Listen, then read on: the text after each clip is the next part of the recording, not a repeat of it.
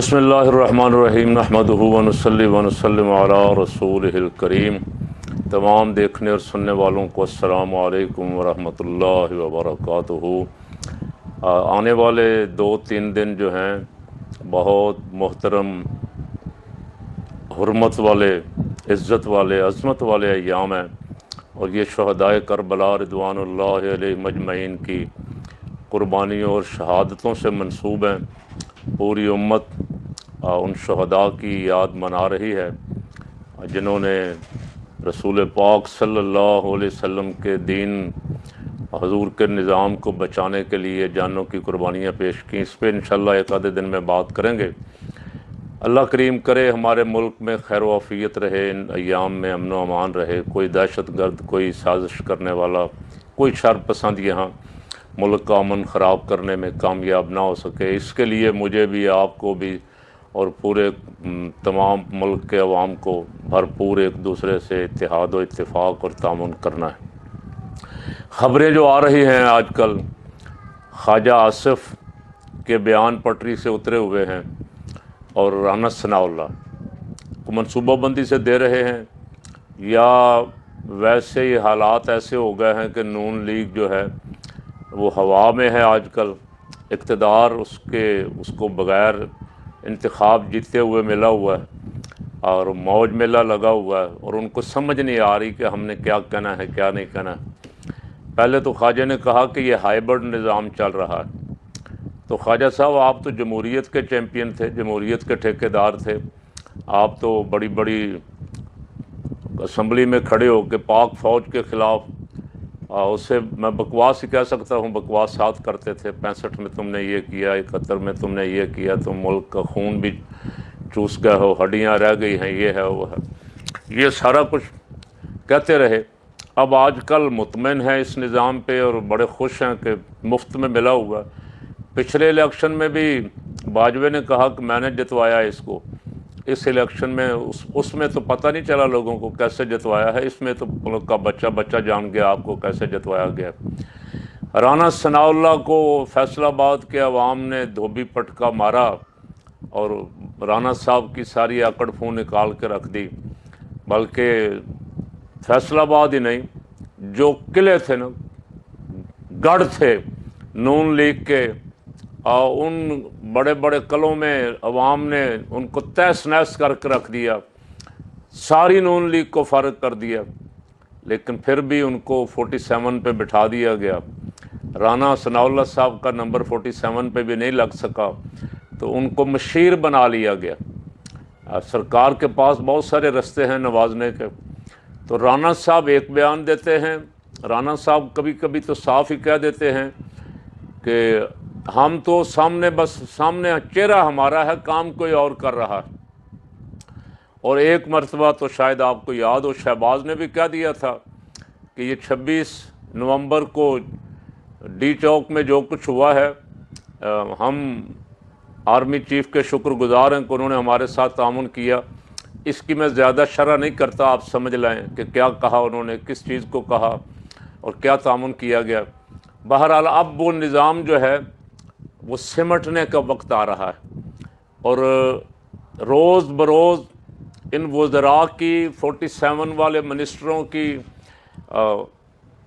واہیاتیاں سامنے آ رہی۔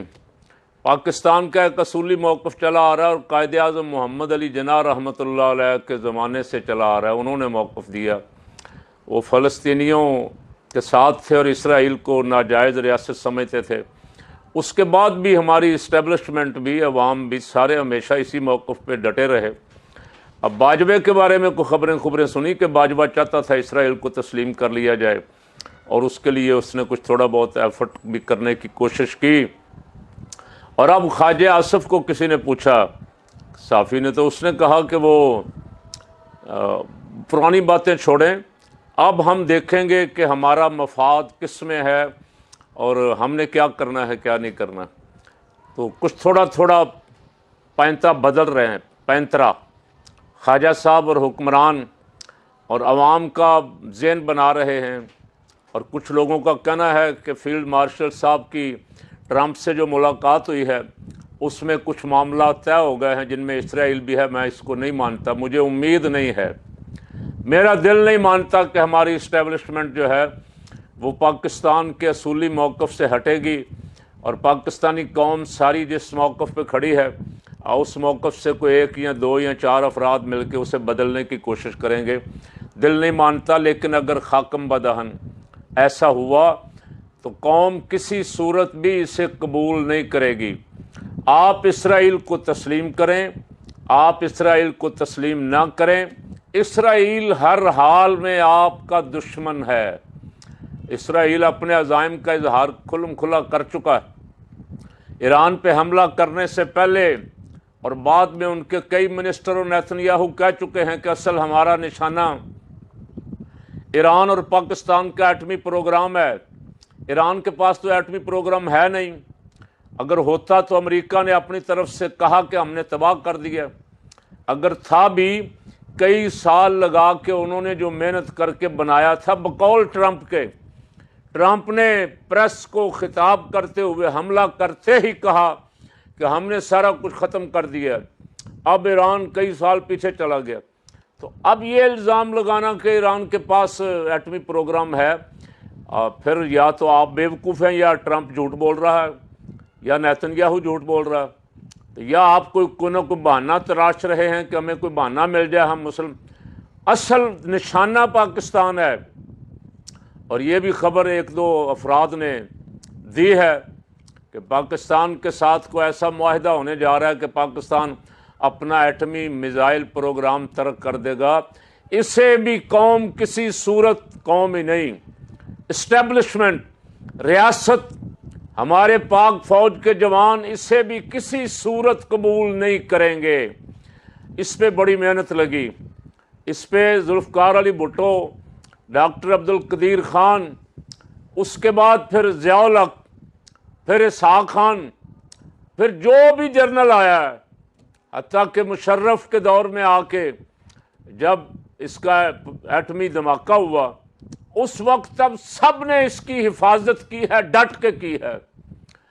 سیاسی حکومتوں نے اس کے لیے فنڈز فراہم کیے ہیں اور پاک فوج نے مل کے اس پروگرام کو سائنسدانوں کے ساتھ مل کے پروان چڑھایا.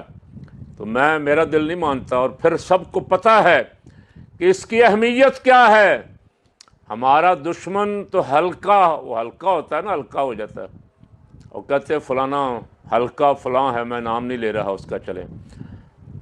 ہمارا دشمن ہلکا, مودی ہلکا ہوا پڑا, اور اس کا جی چاہتا ہے میں کسی وقت بھی ان کو کاٹ کھاؤں.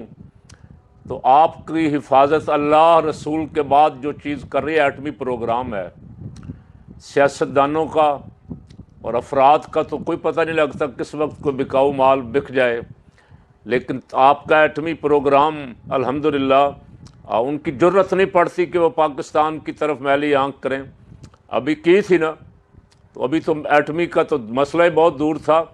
ابھی تو پاکستان کے جو عام میزائل تھے ان کا سامنا کرنے سے بھی جو ان کا حشر ہوا آپ نے دیکھ لیا. لیکن تل ملا رہا ہے, پریشان ہے. اللہ نے دونوں ملکوں کو, ایران کو, پاکستان کو, ان مارکوں میں فتح عطا فرمائی. یہ یہودیوں سے, ہندوؤں سے برداشت نہیں ہو رہا, منصوبہ بندی کر رہے. اور ایسے میں ایسی خبریں ہمارے لیے تو یہ ایٹم بم سے بھی زیادہ شدت اس میں لگتی ہے کہ کوئی کہے کہ ایٹمی پروگرام, ایٹمی میزائل پروگرام پاکستان محدود کرنے جا رہا ہے یا اسرائیل کو تسلیم کرنے جا رہا ہے. قوم کسی صورت اس کی اجازت نہیں دے گی. اب میاں صاحب, میاں شہباز شریف صاحب, آپ نے منہ میں گنگنیاں ڈالی ہیں, بول رہے ہیں, آپ پالیسی بیان کریں, عوام کی بے چینی دور کریں, اور آپ کے یہ جو 47 والے ٹاؤٹ منسٹر ہیں ان کو لگام دیں. ایسی کوئی بات نہ کریں جس سے عوام کی دل شکنی ہو, جس سے ہماری کمزوری نظر آئے, اور جس سے نظر آئے کہ پاکستان کے ذمہ داران جو بیٹھے ہوئے ہیں یہ ہتھیار پھینک بیٹھے ہیں. پاکستانی کربلا کے شہیدوں کے وارث ہیں, جانیں قربان کرنے والے ہیں, نظریات قربان نہیں کرتے, اپنے اصولوں سے نہیں ہٹتے, ڈٹنے والے ہیں. الحمدللہ اللہ انہیں کربلا کے شہیدوں کے نقش قدم پہ رکھے اور اپنے اصولوں پہ، اپنے نظریے پہ ہمیشہ قائم رہنے کی توفیق عطا فرمائے۔